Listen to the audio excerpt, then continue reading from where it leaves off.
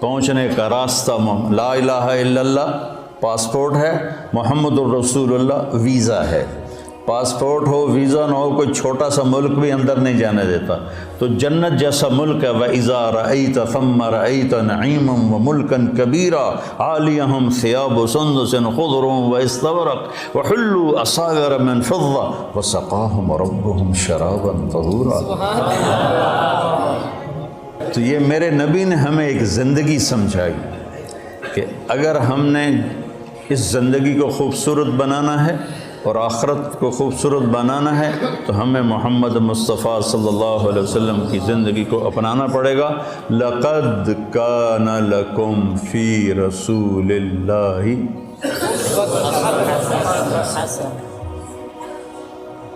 ایک لقد لام بھی قد بھی، کانا ہو گیا، یہ کام ہوگا نہیں، ہو گیا، لکم صرف تمہارے لیے ہے یہ پیکیج، اور کسی کے لیے نہیں ہے۔ کہاں پر ہے؟ فی، ابس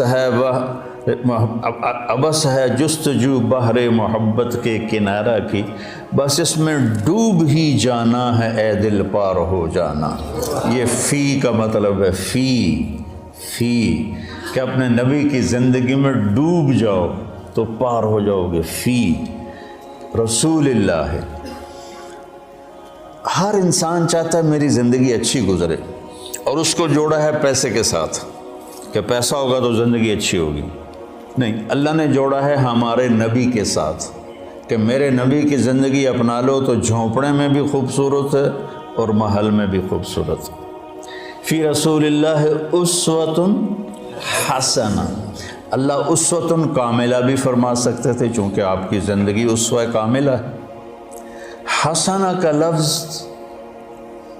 آپ کو ترغیب اور ہمیں ترغیب دینے کے لیے کہ انسان خوبصورتی کا دیوانہ ہے، انسان خوبصورتی کی طرف لپکتا ہے۔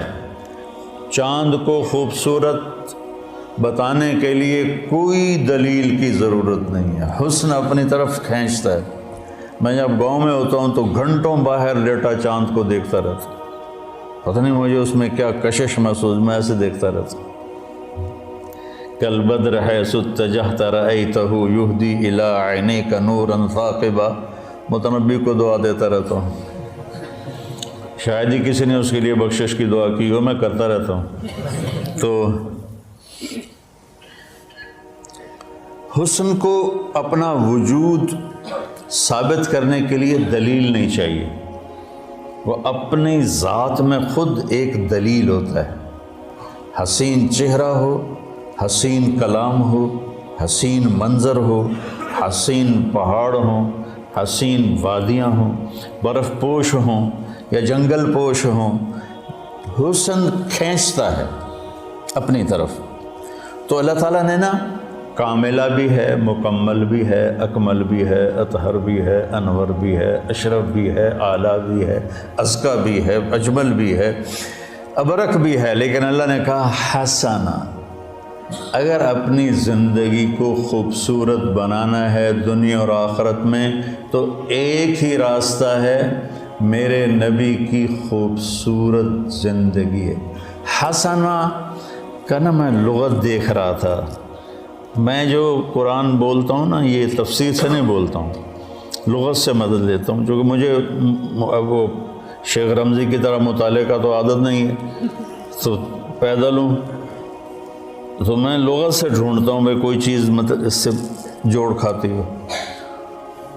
حسنہ کے بہت سے مطلب ہیں جس کا آخری خوبصورت ہی نکلتا ہے، لیکن میرا ایک مطلب پہ نظر پڑا کہ وہ نشان جو انسان کو حسین بنا دے اسے حسنہ کہتے ہیں، اور وہ تل کے سوا اور کوئی نہیں ہے۔ چہرے کا تل وہ انسانی حسن کو کہاں سے کہاں لے جاتا ہے۔ ایک شاعر ہے شیرازی، حافظ شیرازی، اس کا شعر ہے اگر آن ترک شیرازی بدستارت دل مارا، بخال ہندوش بخشم سمرکندو بخارا را، اگر میرا ترکی معشوق میرے دل کو تھام لے تو میں اس کے ایک چہرے کے تل کے بدلے سمرقند اور بخارا کی سخاوت کر دوں۔ جب تیمور نے اصفہان فتح کیا، کوئی بڑا درندہ گزرا ہے تیمور، تو اس نے شیرازی کو پکڑوا لیا۔ شیرازی کو پتہ چلا بھائی شیر کی آج مار پڑنی ہے، تو اس نے گندے سے کپڑے پہنے اور دربار میں آ گیا۔ کہنے لگا میں نے سمرقند اور بخارا کو دنیا کے خزانوں سے بھر دیا، تو معشوق کے ایک تل کے بدلے سمرقند اور بخارا کی سخاوت کرنا چاہتا ہے؟ انہوں نے کہا بادشاہ سلامت، یہی تو میری سخاوت ہے جس نے میرا یہ حال کر دیا ہے۔ تو اس پر وہ بڑا ہنسا، اس کو مال کرام دے کے واپس کیا۔ وہ تل جو چہرے کو ایک پرکشش کر دیتا ہے، یہ بھی حسنہ کا مطلب ہے۔ تو میرے نبی کی زندگی آپ کی زندگی کے چہرے کا تل بن جائے گی۔ آپ امیر ہیں یا غریب ہیں، مالدار ہیں یا فقیر ہیں، خوبصورت ہیں یا بدصورت، آپ کی زندگی حسین بن جائے گی۔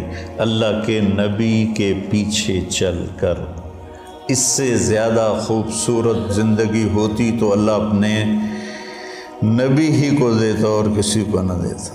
آپ نے خوبصورت زندگی دی جس میں عبادات کا ایک مقام ہے، چند عبادات ہیں، نماز، روزہ، بس، حج اور زکوٰۃ مالداروں کے لیے، ایمان توحید سب کے لیے۔ باقی زندگی آپ کے اخلاق ہیں، آپ کے معاملات ہیں، آپ کی معاشرت ہے، آپ کا لین دین ہے، 24 گھنٹے کی زندگی کیسے گزارنی ہے، اس کو بچوں پڑھو پڑھو پڑھو۔ تو بچوں اگر کامیاب زندگی گزارنی ہے تو حضرت محمد مصطفیٰ صلی اللہ علیہ وسلم کے پاکیزہ طریقوں پہ آنا پڑے گا۔ اس کے لیے قرآن پڑھو، اس کے لیے سیرت پڑھو، اس کے لیے صالحین کی صحبت اختیار کرو، جس سے آپ کے اوپر زندگی کھلے گی، جس سے آپ ایک صراط مستقیم پر چل سکو گے۔ میں آپ کو امتی دیکھنا چاہتا ہوں، محمد مصطفیٰ کا امتی، دیوبندی نہیں، بریلوی نہیں۔ یہ سارے نفرت کے الفاظ ہیں جنہوں نے آج آگ لگا دی ہے۔ دیوبندی، بریلوی، اہل حدیث، شیعہ، سنی، صرف محمدی کرتا پہنو، صرف محمدی لبادہ اوڑھو۔ فرقہ واریت کی آگ پر اگر تم بجھا نہیں سکتے، کچھ پانی ڈال دو۔ جیسے کبوتر نے ابراہیم علیہ السلام کی آگ پہ 2 چونچ پانی کے قطرے ڈالے تھے۔ ہے تو ایسے ہی، پتہ نہیں روایت ہے بھی صحیح کہ نہیں، ایسی بنی کہانی ہے کہ اس نے گرگڑ نے پھونک ماری، آپ نے اس کو فرمایا جہاں دیکھو قتل کر دو، مار دو، اور کبوتر نے چونچ پانی ڈالا، حالانکہ اس سے آگ نے بجھنا نہیں تھا۔ تو ہم اس آگ کو بجھا تو نہیں سکتے، لیکن اس پہ تھوڑا سا پانی ڈالتے ہوئے جائیں، اپنے حصے کی ان اندھیروں کو دور کرنے کے لیے اپنے حصے کی شمع جلاتے جائیں، تو وہ اس کی روشنی کچھ تو کسی کو تو راستہ دکھانے کا ذریعہ بنے گی۔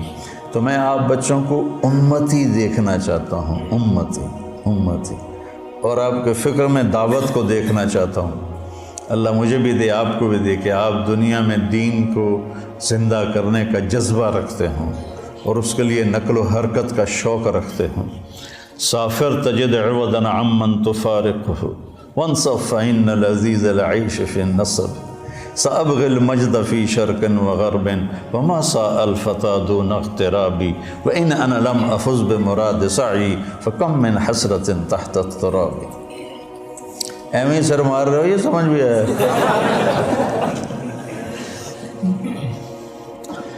تو بچوں، ربیع الاول کے حوالے سے، محرم کے حوالے سے میں بیان کرتا ہوں اہل بیت کے اوپر آنے والی تکالیف، آزمائشیں، لیکن میرے نبی کی زندگی ایک بہت کٹھن سفر ہے، بہت مشکل سفر ہے۔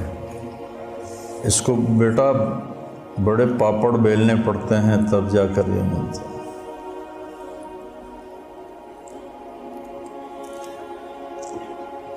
عاشق ہوں میں عشق کماں میں دل رکھیں وانگ پہاڑاں ہو سائے سائے بدیاں ہزار علامے گلے کر جانے باغ بہاراں ہو۔ ابھی تو میں منصور کا سنایا۔